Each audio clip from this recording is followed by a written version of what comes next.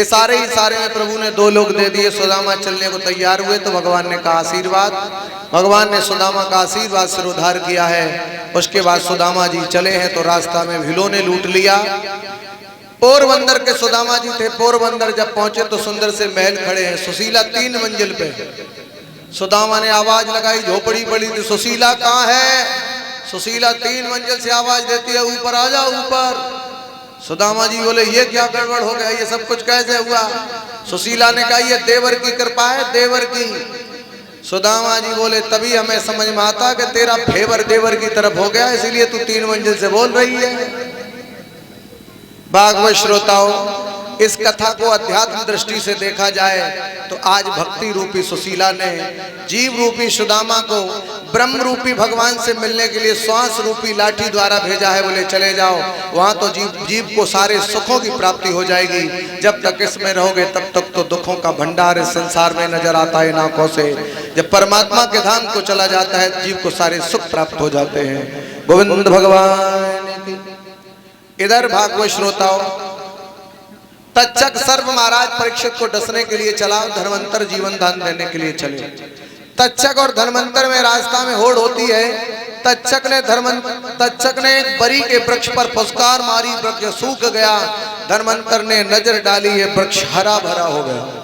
तभी से उसे उसका नाम है बरी, लेकिन वो देखने में होती है हरी। इधर तक्षक सर्प से वो धर्मांतर हार जाते हैं और तक्षक सर्प जीत जाता है। इससे पहले 4 वर्णों की कथा सुनाई, ब्राह्मण क्षत्रिय वैश्य शूद्र। ब्राह्मण को ज्ञान से धर्म से की रक्षा करनी चाहिए, क्षत्रिय को भुजाओं से धर्म की रक्षा करनी चाहिए, वैश्य को धन से धर्म की रक्षा करनी चाहिए, शूद्र को तन से धर्म की रक्षा करनी चाहिए। दत्तात्रेय के 24 गुरुओं की कथा सुनाई है, जिसमें एक गुरु मकड़ी को बताया, लखारी को बताया, मछली को बताया, हाथी को बताया। हमारा जीवन मकड़ी के समान है साहब। मकड़ी अपने मुख से जाला बनाती है, उसी में अंडे बच्चे रहती है, और वो मकड़ी का जाला जब तक पेट में रहेगा तब तक कुछ नहीं बिगड़ेगा। और मकड़ी का जाला जिस दिन मकड़ी की पीठ में उलझ जाएगा उसी दिन मकड़ी के प्राण उसी जाले में समाप्त हो जाएंगे फंस करके। ऐसे ही हम लोगों का जीवन है। अपने हाथ से विवाह, बच्चे इत्यादि सब पैदा करते और इन्हीं के लिए कमाते कमाते करते करते हम लोग शरीर छोड़ जाते हैं।